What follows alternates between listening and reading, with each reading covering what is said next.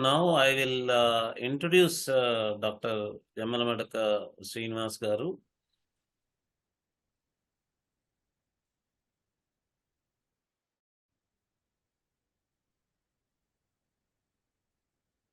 He is the director of School of Shastric Learning, Kavikula Guru, Kalidas Sanskrit University, Ramtek. He is currently working with Siddhanta Knowledge Foundation. And Srinivas Jamanamadaka started Nyaya Tarka Shastra under Sri Ambadibudi Radhesham Shastri, Advaita Vedanta under Sri R. Manidravida Shastrigal, and Vyakarana under Sri Ganti Dattatreya Murthy. He has completed the Tenali exams in Tarka Shastra and appeared for Tenali exams in Advaita Vedanta. He has completed MPhil and PhD in Nyaya Shastra. He is presently the assistant professor at the School of Shastric Learning, Kavikula Guru, Kalidas Sanskrit University, Ramtek. He has been conferred awards such as Tarkaratnam and Vidvan Mani by Sri Kanchi Shankara Aachaarya, Shastra Kalanidhi by Madhya Pradesh State Governor. Dr. Jamalamadaka Srinivas Garu will now give a talk on the significance of Guru as per the commentaries of Artha Shastra.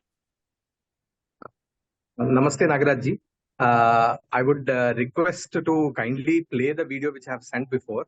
Maybe now I'm not in a position to give a live talk, but I was just visiting, I was just coming in between whenever I had some time. So that is good. That is actually that will be good for answering the questions, if any, from the audience. Definitely. Yeah. I'll be online and definitely will be ready to give any answers to the questions if they arise.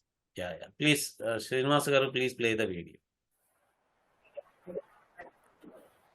Shuklam Varadharam Vishnum Shashivarnam Chaturbhujam Prasannavadaram Dhyayet Sarvavighnopashantaye Ajnanatamiran Dhasya Jnanan Janashalakaya Chakshurunmilitanyena Tasmai Shri Gurave Namaha Gurur Brahma Gurur Vishnu Gurur Devo Maheshwaraha Guru Sakshat Param Brahma Tasmai Shri Gurave Namaha. I would first of all thank INDICA for giving me this opportunity to explore the significance of Gurubhakti in Statecraft as per Artha Shastra commentaries. So I would first like to thank Nagaraj Paturi sir for giving me this opportunity, and Harikiran Vadmani sir for supporting these kind of initiations. So this is a very different subject, a very unique one, and though Artha Shastra predominantly deals with administration, statecraft, leadership, and etc. Not in the Artha Shastra's Moola Grantha, that is the source, the primary text, we may not find the exploration about why Guru Bhakti is essential and etc. But in the commentaries by upaadhyaaya Shri Rajeshwari Shastri Dravid Guruji's commentaries, we do find some of the explanations, and he has explored very well on these topics. So my talk would be predominantly based on he has written two commentaries on Artha Shastra for some parts. One is Vaidika Siddhanta Samrakshani and the second one is Jayamangala Krodapatram. Predominantly the topics that I am going to cover would be based on Jayamangala Krodapatram. So before going into the significance of Guru Bhakti, we need to understand why this is essential, Guru Bhakti is essential, and where does it actually reflect in the context of Artha Shastra. Because Artha Shastra is, the main objective of Artha Shastra is to train an administrator, a leader, is the main objective. And it is not only confined to who want to become a leader, who is going to govern and etc. But it is meant for everyone, because leadership is something which it starts from the micro to the macro level. So starting from the family, there would be a leader. There can be a leader for a team, there can be a leader for a company, there can be a leader for an organization, and at the on the top it could be the leader of a country, who is administering a country, who is leading a country. So everywhere the leadership is essential in order to maintain equilibrium in the society. So Arthashastra is meant for everyone, is what Sri Rajeshwara Shastri Dravid also opines. So we need to first understand what is the outcome. Why should one study Arthashastra? So he puts it in this way that Arthashastra is to be studied for the sake of attaining something called as Sattvam and Dhriti. So what is Sattvam? So Sattvam is that state of an Ishvara. So who is an Ishvara? Ishvara is Trikalagnya and Sarvagnya. So he knows everything, and he knows past, present and future. So he is a Trikalagnya and he knows everything. So a leader should have these qualities of an Ishvara. So they quote the from the Ishvara Pratyabhijna, that is the Kashmira Shaivism text, where the Sattvam is considered there to be one of the gunas among the Trigunas. There is Sattvam, Rajaha and Tamas. So among these gunas, the first one is Sattvam.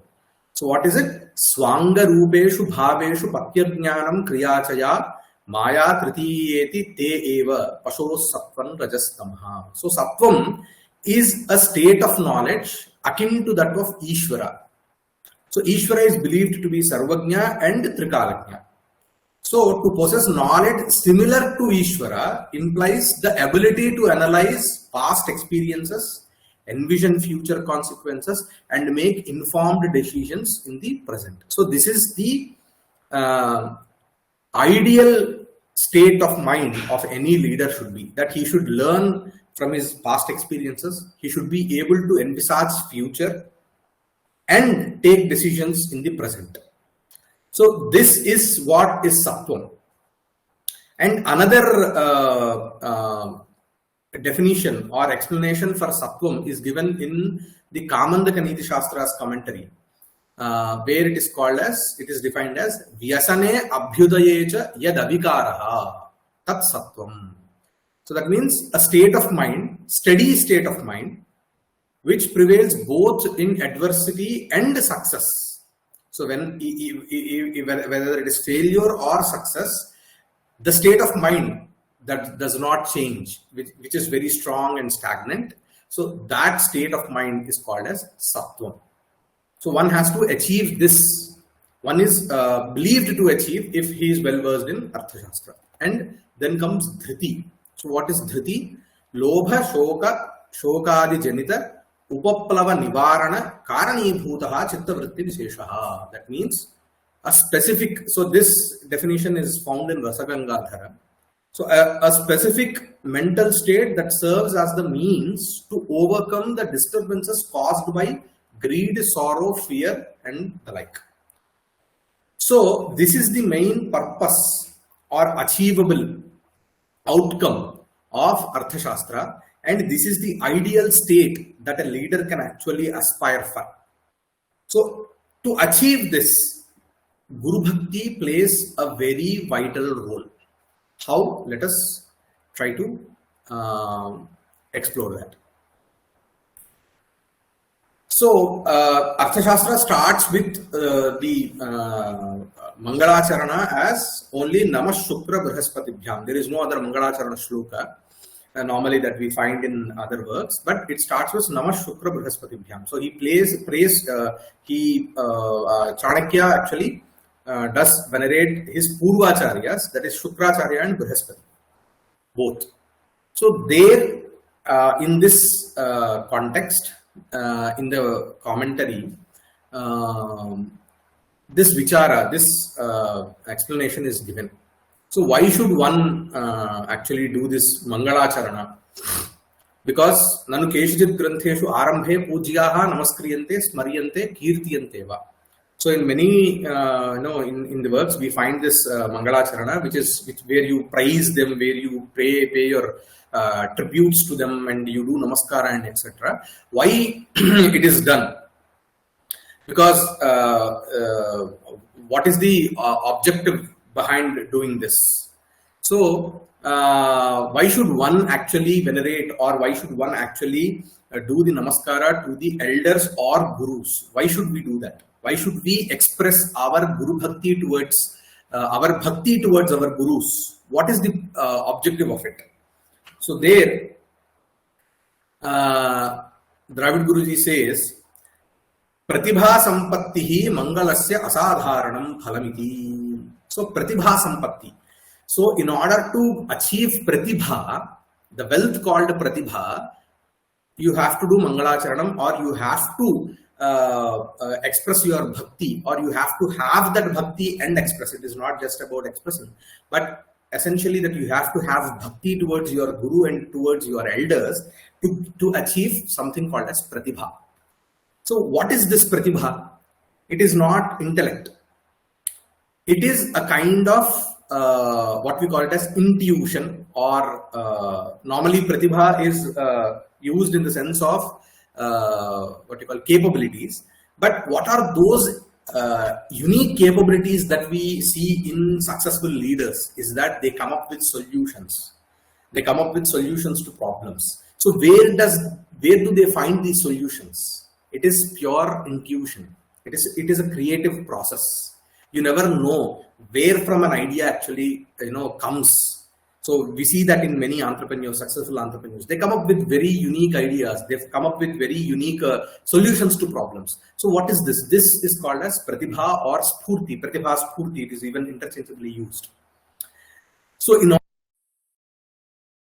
order to achieve this pratibha, one needs to have bhakti towards Guru, because further they explain, Pratibha sampatti rahitaha adhita shastropi adhishta karma kasminnapi pade adhishtatum ayogyo bhavati. If a person who is well read, he is full of intellect and everything, but if he is not having this pratibha, this intuition, this tendency to come up with solutions to problems, he cannot be actually staying in one particular crucial role in any, whether it is administration, whether it is team, or anywhere.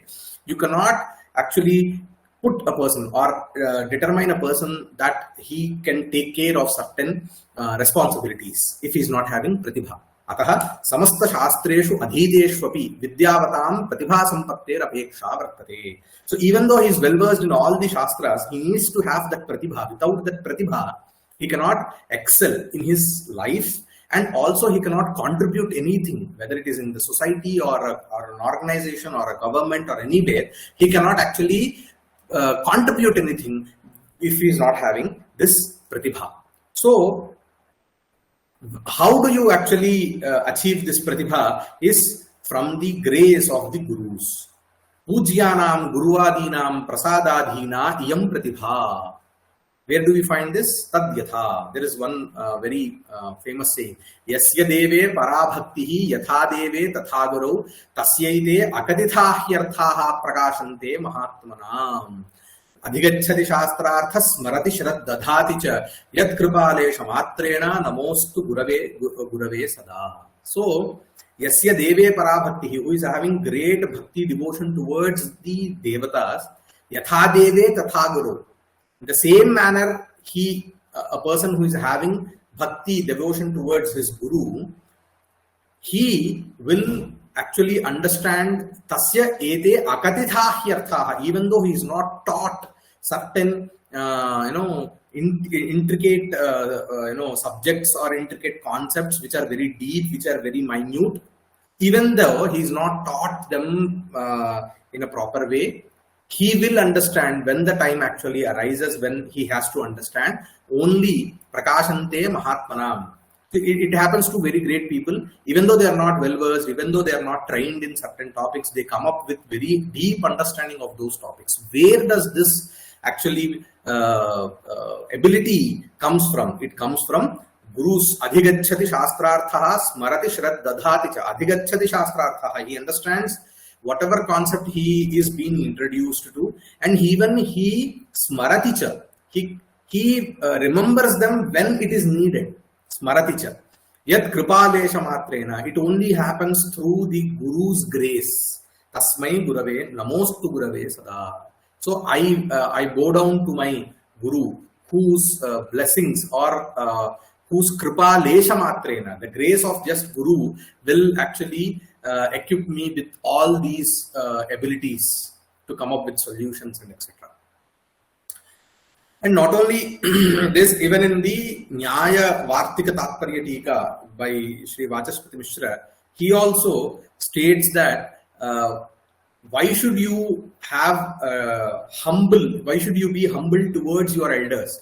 Pujjai saha vinamri bhuya krita sangatihi. So vadascha, when you are engaging in a vada or in a discussion or in any kind of conversation with the elders, if you are having this humbleness, vinamri bhuya, yadi pujjai sada sangatar vadascha bhavati, pratibha spurtaye karanam bhavati. If you have this humility while you are actually conversing with elders, that will give you this, equip you with this pratibha sampatti, pratibha, wealth called pratibha, which will be very much useful for anyone in any place of time or any place in any time in his life. This pratibha is called as Shakti in Alankara Shastra. In the Alankara Shastra, not anyone and everyone can write a kavya or come up with a very creative story. It takes a lot of not only knowing the Sahitya Shastra will help you, come up with a very different kind of varnana of any situation.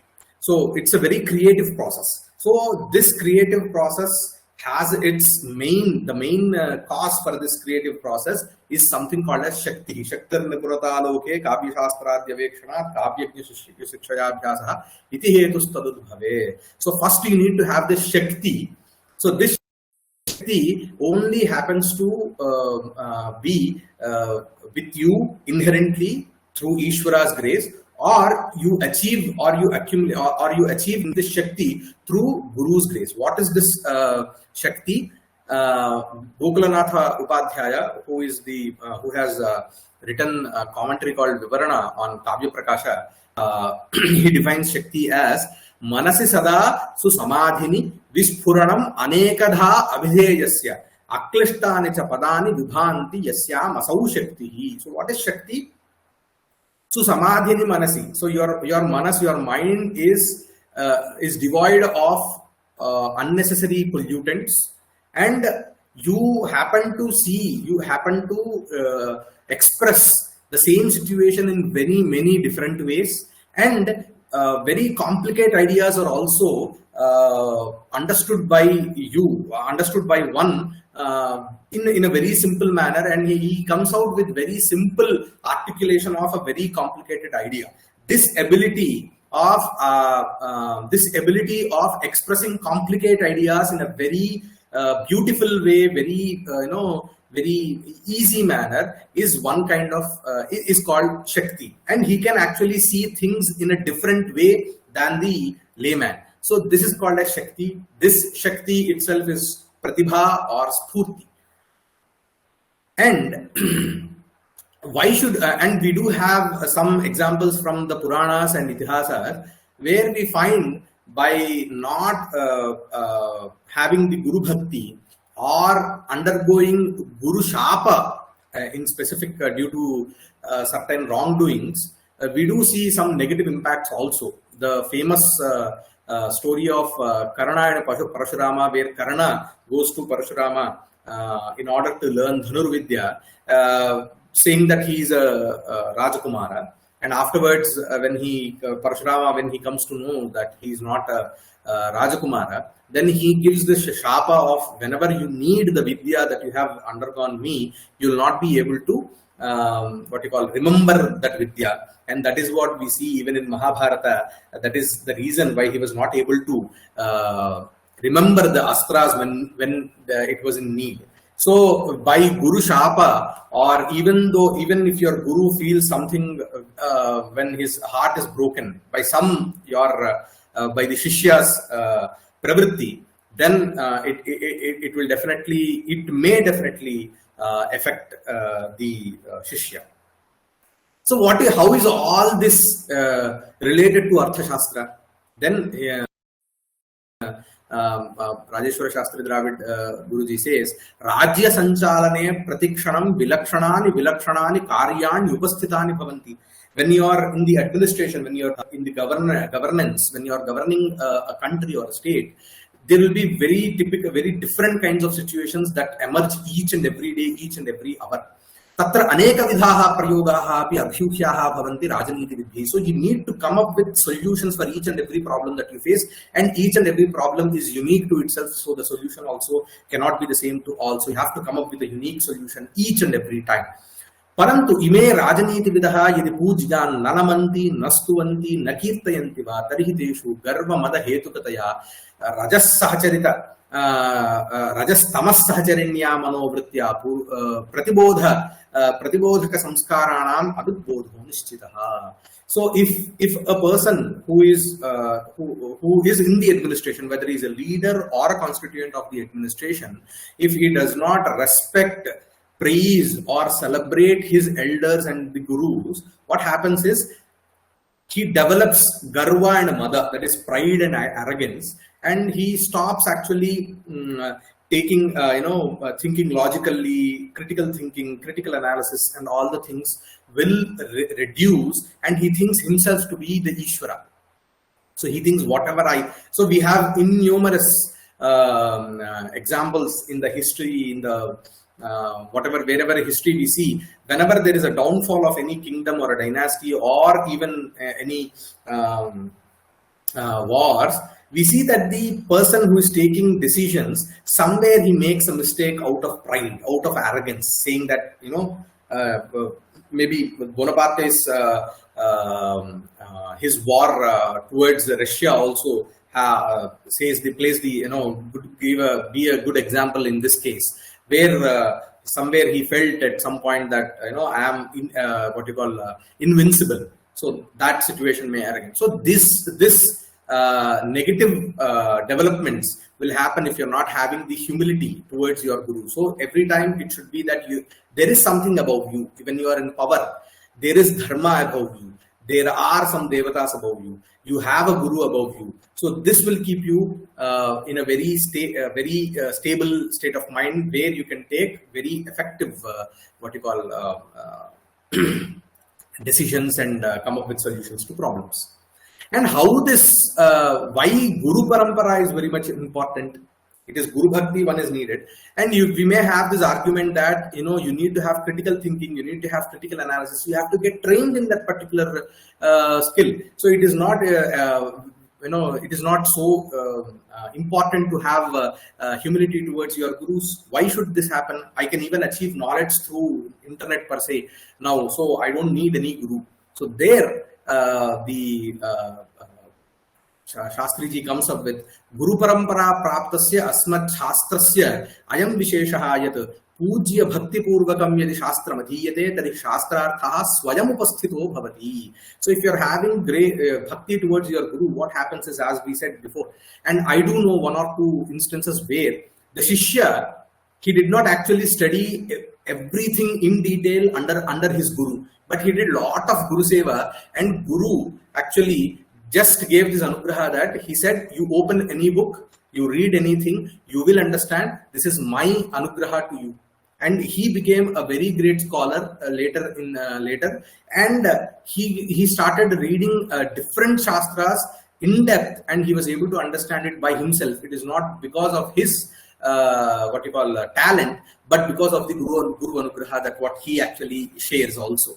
Yadi Guru Bhakte hai ashrayanam nakrita. What happens if you do not go to a guru and have a bhakti towards him, even though by your intellect, by the capacity of your intellect and the tools that we are having today, you may able to understand the information. I mean, you may actually understand what it is, the subject about, but you cannot have a state of mind which is calm. So that a calm state of mind and a steady state of mind is very much needed in order to digest and absorb any content that you are actually consuming. So we have different chitta bhumis, which you called as. Some of the negative chitta bhumis are kshiptam, vikshiptam, and mudham. Kshiptam means being restless. You're not able to focus on one. You're just hopping here and there into different subjects. Vikshiptam, you're distracted. You're not able to concentrate on particular particular subject. And mudham, you're not able to what you call non-comprehension. You're not able to understand it thoroughly, in depth. So these all will be the side effects of self-study without a guru's guidance or without a guru's anugraha. If you are having a guru anugraha, your manas will be, which we call it as nirmala manaha. Okay, tanmulaka nirvikaratvam is what nirvikaratvam is not in a negative sense, but in a positive sense, that your manas is so stable, so focused, that you're able to go in depth, you're able to understand it with clarity, and you're not restless. You are focused on one subject at a time. So these all things can happen with Guru Anugraha, and hence Guru Anugraha is very much essential. And further, while exploring the ashrama dharmas of a brahmachari, again the importance of significance of Gurubhakti again comes up in the commentary. So there again comes a question that Nanu astam brahmacharanam kride Gurubhakti. So be it that the brahmacharis may have Guru Bhakti or Bhakti towards their Guru, but why should a Raja or a king or any Grihastha need Guru Bhakti? What is the significance over there? Rajasut Netrushuva Guru Bhakti kim mahattam tajanya karyasya anyerapi kriya yoge praptum shakyatvat. So what actually a Raja or a king or an administrator has to do? He has to administer. For that he needs to study Anvikshaki, Trayi, Varta and Dandaniti. So he can do it by other means. Anyehi kriya yogehi. So he can have someone to come and teach them, and they will teach, and he will understand, and he can do it. But he can gain that expertise. So why is this Guru Bhakti very much essential? Then comes Anyairapi kriya yogaihi anvikshaki trayi varta dandanitayaha abhyuhitum shakyante. Yes, with others, tools and means, that yes, you can achieve some of the expertise in all these vidyas, which will be very much needed while administering a country or even a family. But this is a very that path would be very hard to do a journey, and it is very tedious also. So in what is the shortcut, or what is the easiest way to actually achieve this expertise in any vidya is Ataha anjasyena phalapraptaye. In order to achieve that expertise in a very short period of time with less effort, praptaye yoga sutre praptaye guru bhakti apekshate ishvara pranidhanam, that is called as. So there Rajeshwar Shastri Dravidji comes up with an example where in the Yoga Sutras, Ishvara Pranidhanam or Ishvara Aradhana, Ishvara Pranidhanam is having what you call giving away everything to Ishvara is one of the twice that it comes. In two instances we see Ishvara Pranidhana. One in the Sutra Ishvara Pranidhanadva in the first pada, where it is said that through Ishvara Pranidhanam we can achieve Samadhi. And there is another first sutram of the second pada, that is tapaswadhyaya Ishvara Pranidhanani Kriya Yoga, where the Kriya Yoga is actually described. So tapaha swadhyayaha Ishvara Pranidhanani Kriya Yoga. Through Kriya Yoga you can achieve also the Samadhi. Again there Ishvara Pranidhanam is also included. Why twice Ishvara Pranidhanam is included is because to state that it is Ishvara Pranidhanam is very much essential. It is an independent cause also to achieve Samadhi. So in order to achieve any objective, Ishvara Pranidhanam will play an independent role to be the cause. There are other means also. Ishvara Pranidhanam is the most effective and less effort. You need to put in less effort in order to achieve the objective. So there Ishvara Pranidhana comes place. So what is the relation between Ishvara Pranidhana and Guru Bhakti? That question may arise in this topic. So there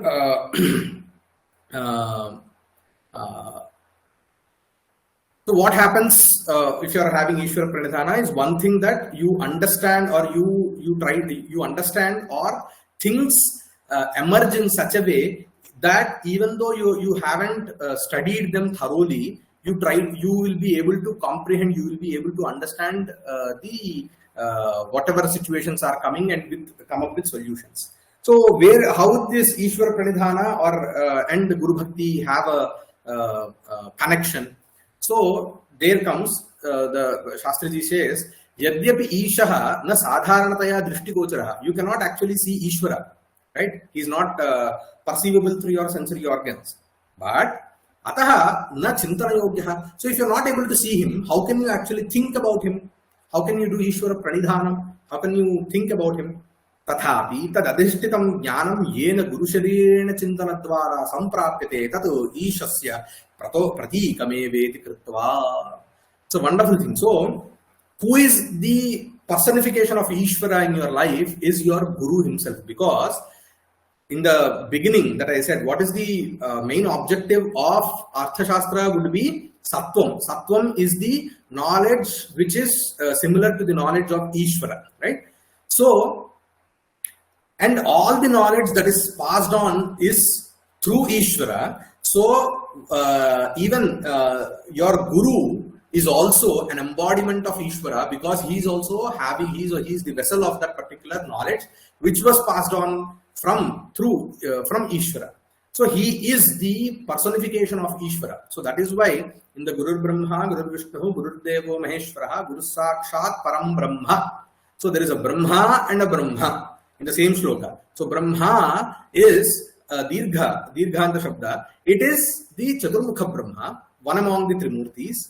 And Param Brahma is the Hrasvanta Shabda. So, which is the Param Brahma, the above, the superlative, the superior deity, or the main Parabrahman, which we call it as. That is what you are actually seeing as a Guru here now. So, who is your Guru? He is the direct personification of the Param Brahma.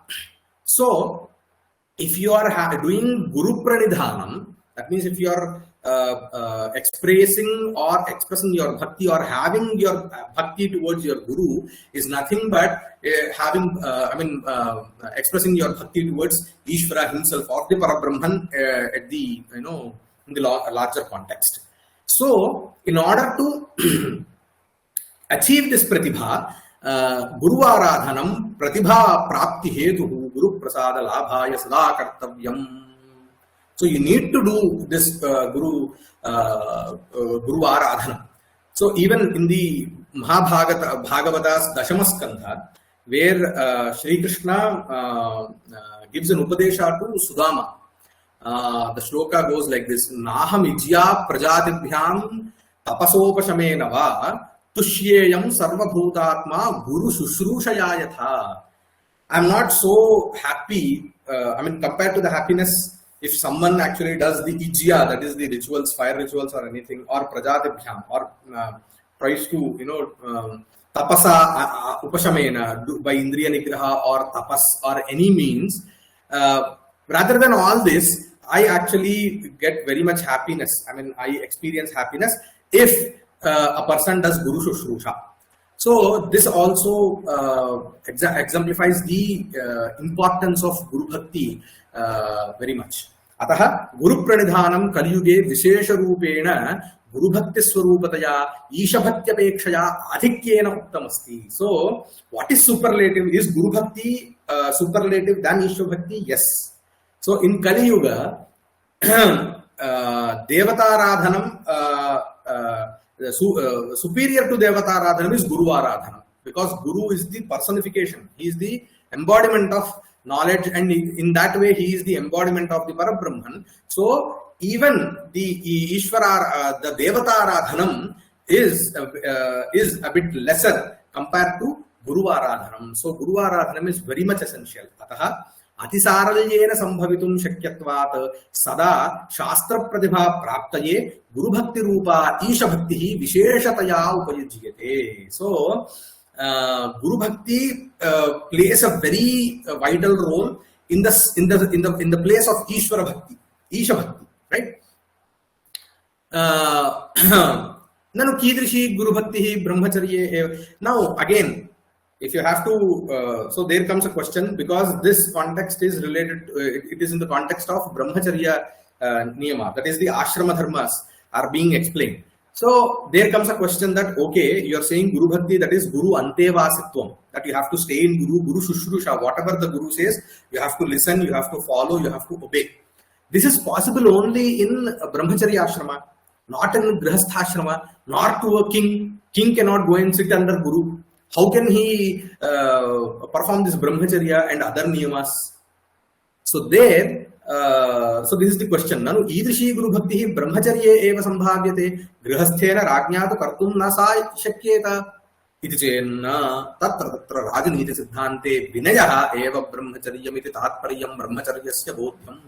So Brahmacharya is defined differently in different ashramas and different stages. So one of the definition of Brahmacharya is celibacy, definitely, that is which is in the Brahmacharya ashrama. But coming to Grihastha ashrama, or if it is in the context of a king or an administrator, then Vinaya itself, humility itself will be Brahmacharya. So he has to have this humility throughout his life. So this is Brahmacharya. If you have humility, if you maintain humility, it means that you are maintaining Brahmacharya through your life. Samasta deva desha vasina grihasthena rajnyava sarvasya mitrena. So he keeps on saying it's not only for whether it is a king, it is for everyone. Samasta desha vasina. Everyone, every citizen of the country should have humility. And that humility, predominantly, if it is towards Guru, it is very much good. Right? So, Brahmacharyam vinayatmakam rajnya netrava avashyam palaniyam iti sthitehe sada sarvada pratibha praptaye Guru Bhakti sarvaihi samadaraniya. So in order to achieve this pratibha is very much essential in our day-to-day life. Because everyone has problems in our lives, everyone needs solution to problems. It is not that every time and any time we will be guided by someone.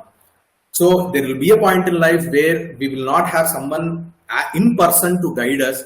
But if we actually have true bhakti towards our Guru, then the Guru, through the blessings of the Guru, we do find many solutions. We have many testimonies in this regard. I remember where Subramanya Swami reversed Mahapariva Sri Chandrasekharendra Saraswati Swami to be his Guru, and he many a times, I think there is on record, he said that if I have any problem, I go into the darkness and pray my Guru, and he gives me the answers. So, solutions to the problems. There are innumerous testimonies in this regard. So, in that way, Guru Bhakti is very much practical. It gives you solutions. That means you have to have that Shraddha towards your Guru from your heart. It's not just, as we are speaking here, only expressing Guru Bhakti through your words. It should come from your heart. Okay? Tadhetutvad brahmacharyam vinayatmakam. Okay. And then tadidam vinayavasthapanam grihasthasyapi. And that is why vinayadhikara is a separate section in Arthashastra, and Vriddha Samsevita is also there. So a king should actually go to the Vriddhas, the elders in the society, elders in the administration, and go there, sit with them, talk to them, and know the history, know some stories from the past, and learn. And he has to maintain humility, the humbleness he has to maintain. So this is also one of there is a separate adhikarana vinayadhikara which is called as in Arthashastra, where Kautilya actually emphasizes separately why a Raja or a king should have Vinaya in order to come up with solutions, in order to govern a state. Why he needs Vinaya is also dealt over there. And who is a Guru? That means a Guru who actually can get rid of the ignorance that we are having. He is a Guru. And at times we may find that what if I am not having a Guru, I am not able to find a Guru, then this thing is given. The Shastra itself is your Guru. Why? Because yad gurunavi kudaha avadha yad paramparaya samyak karaniya varjaniya vidhayakata shastra tasmat anustutayam guru paramparayam prathamaha guruhu shastratmakaha. So even your Shastra is also your Guru. Because Shastra is again another vessel of the knowledge. So through Guru you find it. So you can even consider the Shastra itself to be Guru. My Guruji used to say, when we were not able to understand certain parts of Nyaya Shastra which were very complicated, so the first thing, the Upadesha that our Guru gave us was, first you do your pranams to the grantha itself, to the shastra. That ask the shastra to please bless me that I can understand you. So this is something that the upadesha that my guru gave me. So which I actually very thoroughly follow. When I'm not able to understand anything, I bow down to the shastra and I ask alms, that bhiksha, that please